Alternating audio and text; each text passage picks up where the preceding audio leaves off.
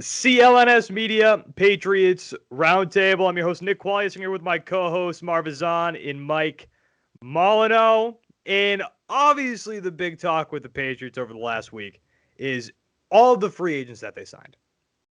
And like I said last week, we were told in, I want to say January, that the Patriots are going to be uncharacteristically aggressive. But again, that to me meant like two guys. I didn't know they were going to sign literally everybody on the free agent market. So we've got a lot of names to choose from here. So the question, very simple, who is the Patriots' best free agent signing? Because again, you got a lot of options to choose from. And a lot of them are important, but to me especially, there's one guy specifically who stands out. But Marv, let's start with you. Who's your guy? I mean, I'm going to sound like a broken record. I feel like I bring this guy up every single week when we've been talking free agency and such, but it's David Andrews. David Andrews was the most important free agent signing. I know that was in camp and it wasn't the flashy names that came out all these past couple weeks, but you solidified your line with this signing here. And not only that, not only did you get David Andrews, you brought back a backup with Ted Karras who can come in and play different positions as well. Once that signing was made, I thought Andrews was gone. Yeah. There was no chance he was coming back. And, he definitely dipped his toe in free agency, saw what was around. And then, Patriots were making moves, and it just made sense. We even saw Julian Edelman gave a goodbye post to David Andrews. Like it was all over. But now you look at this line, and what you have at left tackle, you have Wynn if he could stay healthy. At the guard, you got Onwenu, center David Andrews, Mason at the right guard, and then you got Trent Brown at right tackle. That is a very solid line that you just pieced up there while adding David Andrews in. And not only that, now in the draft, you don't have the center position is not a need, right? It's not a major need that you have to waste a second or third round pick to grab, and you can focus on other needs that this team has right now instead of focusing on the center position. If David Andrews were to leave this team, you have your glue guy, you have your captain, and that's gonna do wonders for this team. We saw 2 years ago when you didn't have David Andrews through blood clots. We saw what happened to that line and how bad it was with Tom Brady there. Now you have David Andrews solidifying that line. I think that's the biggest signing that the Patriots did. I know it's not the sexiest pick, but I think it's the best one. Yeah, and I'm glad that you mentioned Ted Karras too, because when you talk about the offensive line 2 years ago, I think Ted Karras is a very serviceable center, but he's not David Andrews. People don't give the center enough credit. The center of a lot of teams, they're basically quarterback number two. They're sitting there, they're pointing things out at the offensive line or when the defense lines up.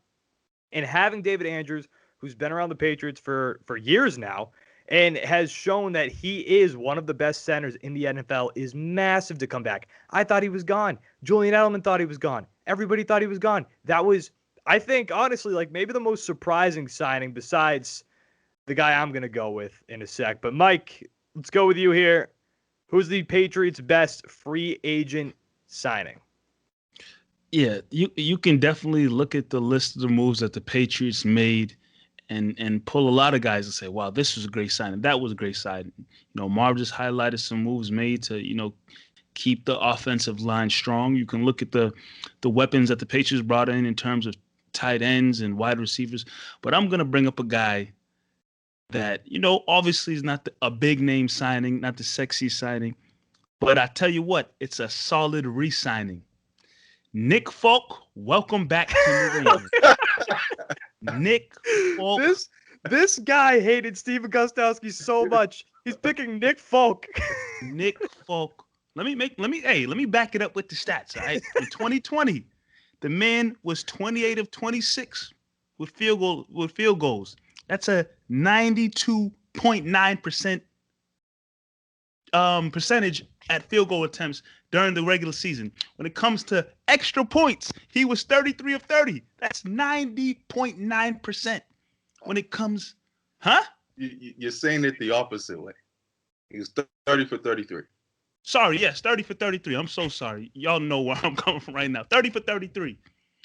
All that to say, Nick Folk, he didn't get a lot of praise with the the tough and rough season that the Patriots had in 2020, obviously we know it wasn't a great season for the team. But Nick Folk doesn't get talked about a lot. The Patriots, we know what they were going through in terms of kicker. You know, the ups and downs they had with Steven Gostkowski later on in his career. Like Nick just said, I hated that dude. I couldn't stand him. I wanted him gone a long time ago. And the different guys they tried to shuffle in and shuffle out and shuffle in and shuffle out. Then they even drafted a kicker. I seen on Twitter not too long ago that guy got the boot because he was, which was crazy. He was supposed to be a really solid kicker. Yeah, he was. You know, I assume the Patriots had some faith in him when they drafted him, but I don't know if he even got a chance to kick once during the regular season at all. But they signed Nick Folk last year, and the man, and I think 2 years ago, this might be his third year in New England, if I'm not correct. But either way, his 2020 season in New England, you heard the percentages just now. He's been solid, and yes, like I said, he doesn't get talked about enough. But when you have a guy who you could depend upon at the kicker position. We've seen a lot of times over the years. We've watched a lot of football. The kickers can come up huge, and a missed kick or a field goal, missed extra point in the beginning of the game can definitely play a part later in the game. We've all seen it over and over again.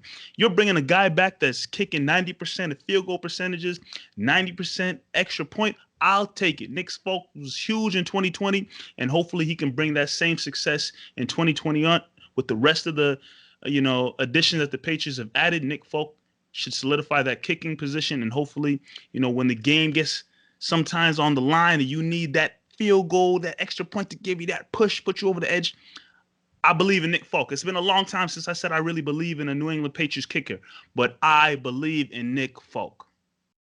When you started talking about the re-signing, I was prepared for you to say James White. I was prepared for you to say James White when you said Nick Folk. The disdain that you had for Steven Gostkowski just on full display here. Nick Folk is great, but I did not see Nick Folk coming.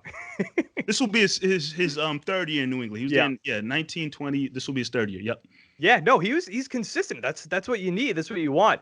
And he's just become more and more important now that I'm not even going to try to pronounce the draft pick's last name. Don't even matter. Yeah, he was supposed to be like the Patriots' long-term future kicker, and apparently he sucked. He never even got a shot on the field. My guy, Jonnu Smith, and I'll tell you why. Because everybody was so focused on the Bill Belichick hugging Hunter Henry meme after the Chargers game. A lot of people were anticipating the Patriots to sign Hunter Henry. But something that I think a lot of us I did not talk to anybody who saw Jonnu Smith coming. I did not talk to a single person who thought Jonnu Smith was going to be signed by the Patriots. But we saw years ago, the Patriots love the two tight end set. Loved it. So adding Jonnu Smith along with the Hunter Henry signing, I think is huge. I don't think it's talked about enough. I think it's plenty talked about how they just brought Jonnu Smith on. He's a very talented tight end, but just adding that second solid tight end, another receiving threat, I think is absolutely massive. Also, another guy who I've seen take a lot of crap on Twitter, at least a couple years ago. He proved himself last year. I'm not making this my most important signing, but I'm excited to see Nelson Aguilar here. His contract is a little much. Seems like his contract's ridiculous. It is, but isn't it heavy incentive laden? I think that's one of the worst contracts we have on the team. I'm not gonna lie. That contract is crazy. But you saw what he did last year with the Raiders, just having that threat now, that receiving threat, a legit receiving threat for the Patriots, I think is going to be absolutely massive this year.